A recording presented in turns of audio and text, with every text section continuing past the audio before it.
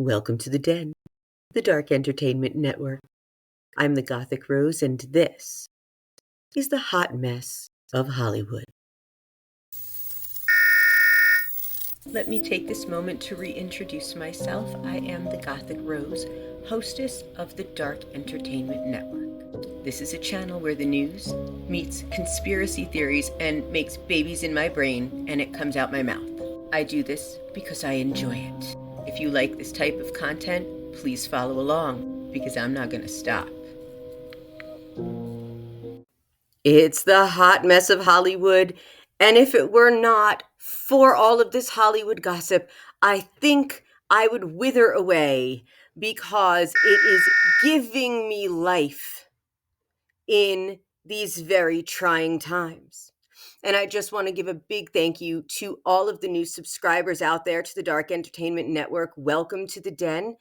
And I have a very exciting update I can't wait to share with you. So stay tuned, because it's getting exciting here in the Den.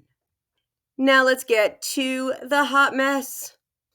Liam Payne's fiancée makes a statement. Andy Cohen and Rinna are going at it. And Armie Hammer, the creepiest, most intriguing man in the world of Hollywood. Let's talk. Maya Henry, Liam Payne's ex-fiancée, has broken her silence about his tragic death. They dated on and off from 2018 to 2022, and it's been 5 months since his accident. So she made a statement to Rolling Stone saying, quote, "This was someone I loved very much. Initially, it was the drug use and addictions that tore us apart. While I loved him deeply, he did things that hurt me in ways I'll never fully understand. And he continued to hurt me years after we broke up. On drugs, he became someone unrecognizable, so different from his sober self. I kept hoping each incident would be a wake-up call for him to get help, but it never was. I tried to be there for him. I loved him so much that I convinced myself I could fix things."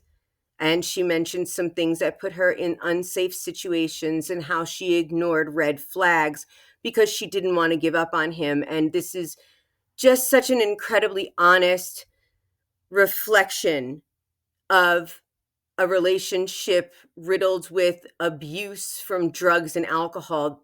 It is very, very difficult to overcome, and it stays with you for life.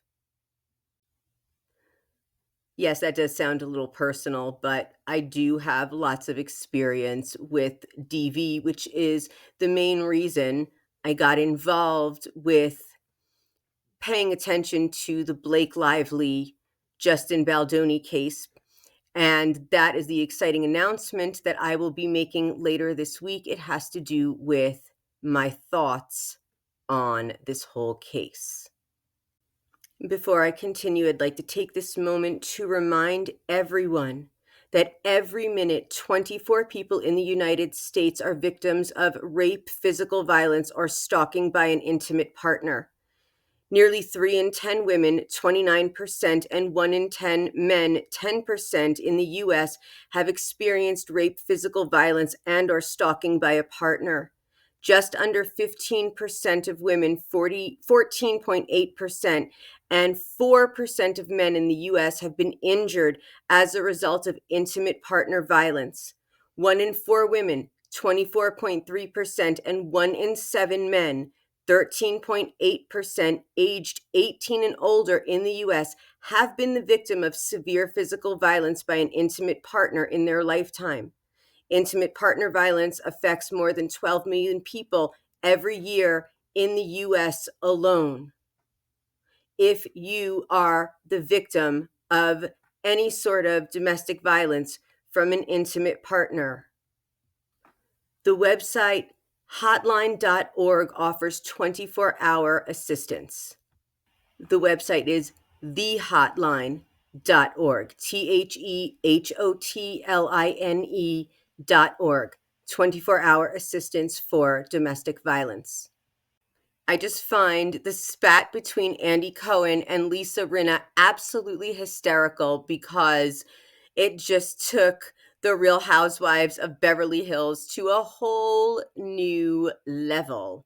So, Lisa Rinna and Andy Cohen had an appearance on Sirius XM's Andy Cohen Live. So she was confronted by Cohen about her recent comments comparing Real Housewives of Beverly Hills to the Titanic. So Lisa Rinna made these comments in a podcast suggesting that the show was sinking and needed a major overhaul. And Cohen is the executive producer, and he was upset by her remarks and questioned why she would say such a thing. So Rinna initially gave what Cohen described as a non-apology apology, but eventually admitted that she meant what she said and apologized for hurting his feelings. So it seems like they're trying to move past it a little bit, but she was a main cast member from 2014 to 2022, and she's moved on to other projects, modeling, podcast, all of that. But he is still, a major reality TV figure, and he hosts Watch What Happens Live and Andy Cohen Live on Sirius XM. So I don't know. It's just funny to me. It's like, Real Housewives, but wasn't it Real Housewives of New Jersey first? And everyone went crazy over that because they were like all Italian, and it's morphed into things. And I guess for what it is, they are Real Housewives, but I want to see Real Housewives that need to make ends meet. Although when I worked in the gym in Westchester, it should have totally been a reality show called Real Housewives of the Gym. It would have been the only reason to stay at that job.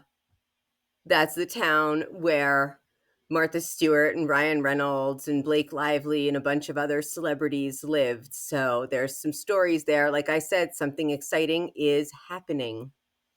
But I have to say, I've been a Lisa Rinna fan since, I don't know if it was the early or mid 90s when she became a main character on my favorite soap opera, Days of Our Lives. She was Billy Reed, and I was just obsessed with her whole look, the hair, the clothes, everything about not just Billy Reed, but Lisa Rinna. And I don't really watch a lot of the Housewives stuff. I've caught stuff here and there, but the scenes that I did catch, it was always she was at the center of it. And, I think she should still be on the show.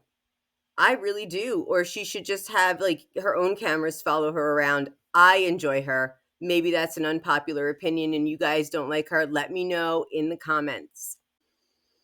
I just have to shake my head with Armie Hammer and this whole cannibalism thing. And when these text messages were leaked, he was still married and it was someone he was having, an affair with. And he said something like, I am 100% cannibal. And she leaked these text messages. And of course, people freaked out because that's freaky. I mean, recently, there was a New York City cannibal cop. His name was or is Gilberto Valley. And he was in jail for all of this cannibalism. He committed no crime, but he fantasized online all of these horrific acts against his wife and other people. He faced a maximum of life in prison for the conspiracy charge and a maximum of 5 years for accessing the Federal National Crime Information Center database without authorization. And Valley's wife testified against him in court. He was found guilty of both of these charges on March 2013. They don't give the exact date. And this was presided by Judge Paul G. Gaffarty of Federal District Court.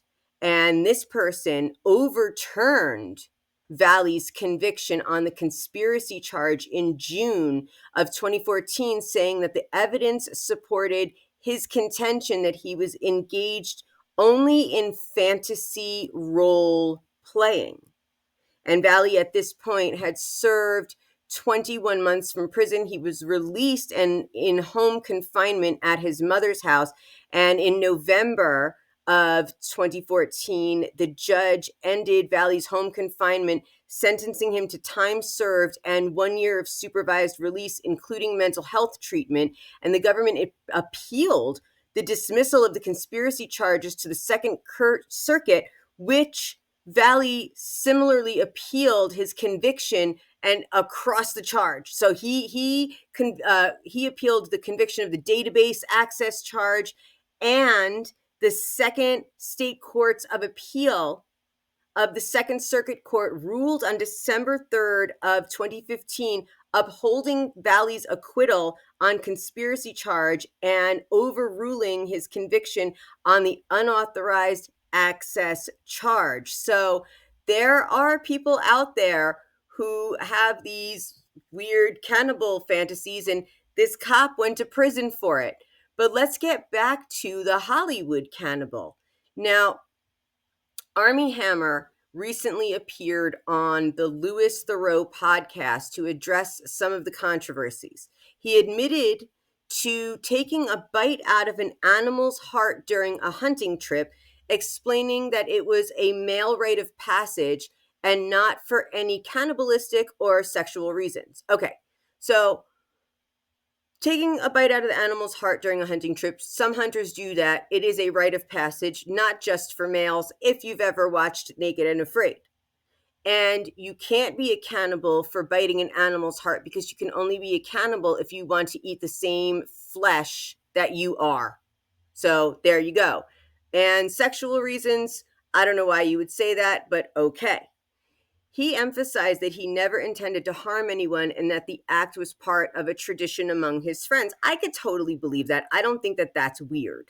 What's weird is saying I'm 100% cannibal. That's weird. But despite this backlash, he took from his career, he has signed on for new projects. He is part of a film called Frontier Crucible, and he has a role in the upcoming Dark Knight. Now, he did address these allegations of his essay and all of these disturbing messages that surfaced in 2021, and he denied any criminal intent and stated that while he was selfish and inconsiderate, his actions were not illegal. Okay, thank you. Your lawyer gave you a great statement there. And he admitted to using people to boost his ego and acknowledged the negative impact had on others, all of his negative behavior. So it's just interesting to me because he doesn't seem like he's the type of person that wants to take responsibility or continue to talk about this cannibalism, anything. And that's probably the most interesting thing about him right now. And that's pretty sad in Hollywood.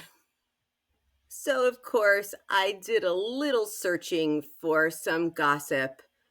Now, if you didn't know, but you may have, the Discovery Plus docuseries House of Hammer.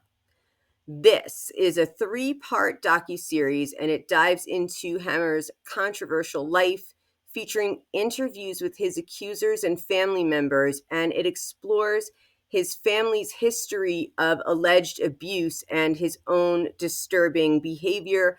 Again, that's a Discovery Plus docuseries called House of Hammer.